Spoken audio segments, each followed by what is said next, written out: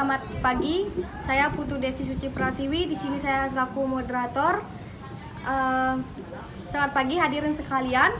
Fenomena kabur aja dulu telah menjadi perbincangan hangat, terutama di kalangan generasi Z. Ungkapan ini mencerminkan keinginan untuk mencari peluang dan kehidupan yang lebih baik di luar negeri. Pagi hari ini kita akan mengupas tuntas fenomena ini dalam sebuah debat yang menarik. Tim pro akan berargumen bahwa kabur aja dulu adalah sebuah peluang emas, sementara tim kontra akan menekankan bahwa ini sebuah tantangan besar yang perlu dipertimbangkan dengan matang. Mari kita sambut kedua tim.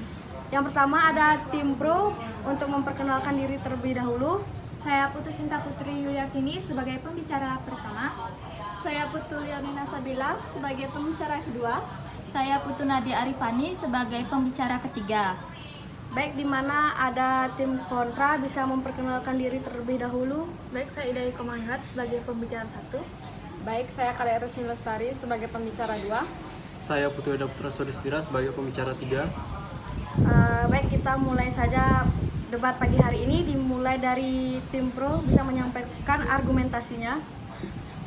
Terima kasih moderator. Kami dari tim pro percaya bahwa kabur aja dulu bagi generasi Z adalah sebuah peluang emas untuk meraih potensi maksimal mereka. Di era globalisasi ini, batasan geografi semakin menipis. Mencari pengalaman dan karir di luar negeri membuka pintu pada kesempatan yang mungkin tidak tersedia di dalam negeri. Ini adalah kesempatan untuk belajar dari budaya lain, mengembangkan jaringan internasional, dan meningkatkan daya saing global. Lebih lanjut, fenomena ini didukung oleh data yang menunjukkan adanya permintaan tenaga kerja yang signifikan di berbagai sektor di negara lain. Informasi mengenai lowongan pekerjaan dan standar hidup yang lebih baik mudah diakses. Nah, bagi generasi Z yang memiliki aspirasi tinggi dan mungkin merasa terhambat oleh kondisi di dalam negeri, kabur aja dulu adalah jalan untuk meraih kemandirian finansial dan profesional lebih cepat. Selain itu, pengalaman bekerja dan hidup di luar negeri akan memperkaya wawasan dan perspektif generasi muda.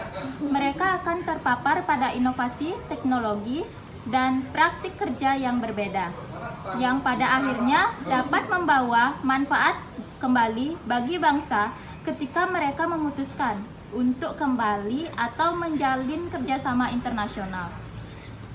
Ini adalah investasi jangka panjang dalam pengembangan sumber daya manusia di Indonesia.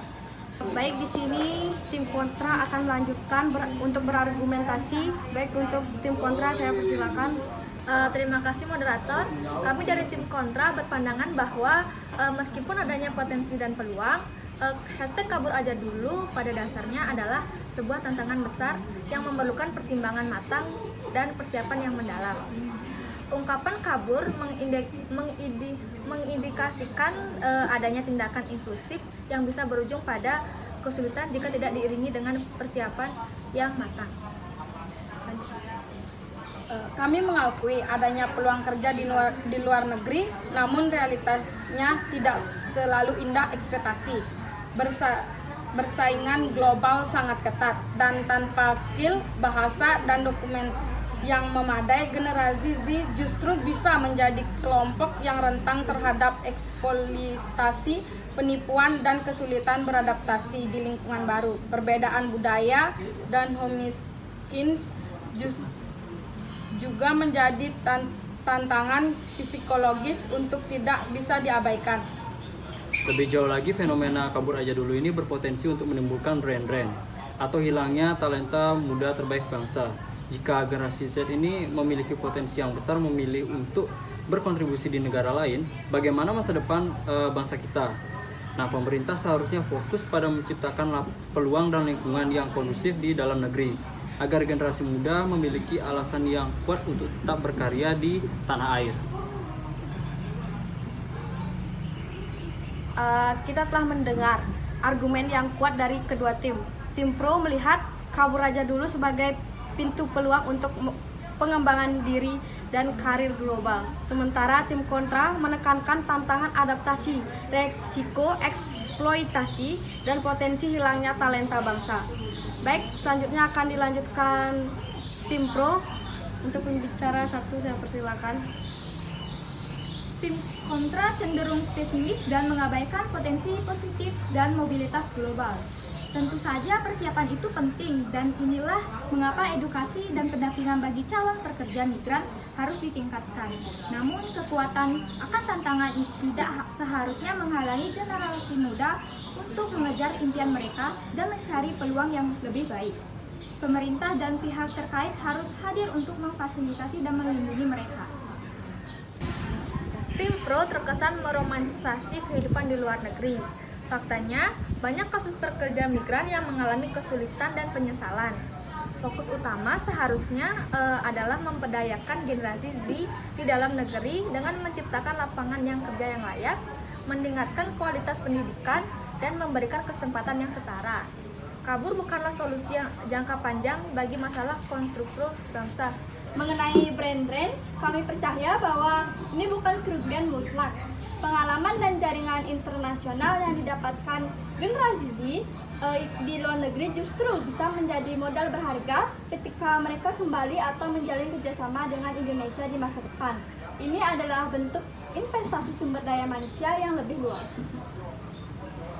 Kami setuju bahwa mobilitas global adalah sebuah realita. Namun prioritas utama adalah membangun Indonesia yang lebih baik agar generasi muda memiliki alasan untuk tetap tinggal dan berkontribusi. Energi dan potensi mereka harusnya difokuskan untuk inovasi yang membangun di tanah air, bukan sekadar mencari jalan pintas di luar negeri.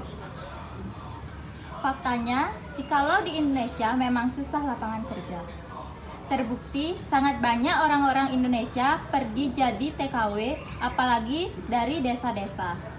Yang punya pendidikan tinggi, skill bagus, sulit cari kerja di Indonesia, apalagi yang tidak punya pendidikan tinggi dan skillnya bagus. Itu pun jikalau kerja gajinya cenderung kecil. Di Indonesia, kerja keras saja langka dan sulit, apalagi kerja yang nyaman. Kerja bagus, gaji kecil, itu pun juga jadi rebutan. Di Indonesia juga tidak menyediakan lapangan kerja. Indonesia cemas dan Indonesia gelap, itu faktanya. Fakta skill dan kemampuan itu untuk berbahasa asing itu yang sangat penting agar tidak mengalami masalah di tempat kerja. Nah, kemudian untuk dokumen seperti visa harus lengkap agar terdaftar dan mendapat perlindungan dari negara. Pekerja migran yang tidak terdaftar itu rentan terhadap kekerasan, pelecehan, dan perdagangan orang. Juga terdapat persaingan untuk mendapatkan pekerjaan di luar negeri yang sangat ketat. Dan untuk mendapatkan pekerjaan di luar negeri ini seringkali memerlukan jaringan dan koneksi. Debat yang sangat konstruktif. Kedua tim telah menyampaikan argumen dan sanggahan yang kuat mengenai fenomena kabur aja dulu. Dapat disimpulkan bahwa ini bukanlah isu yang sederhana. Terdapat potensi peluang bagi pengembangan diri dan karir global, namun juga bisa tantangan besar terkait adaptasi, resiko, dan dampaknya terhadap bangsa. Keputusan untuk kabur aja dulu harus dipertimbangkan dengan matang, disertai persiapan yang komprehensif. Sementara itu, pemerintah dan seluruh elemen bangsa memiliki tanggung jawab untuk menciptakan kondisi yang lebih baik di dalam negeri agar generasi muda memiliki pilihan yang lebih baik, lebih menarik untuk berkarya di tanah air. Terima kasih kepada tim pro dan tim kontra atas diskusi mencerahkan ini. Semoga perdebatan ini dapat memberikan perspektif yang lebih luas bagi kita semua. Selamat pagi dan terima kasih.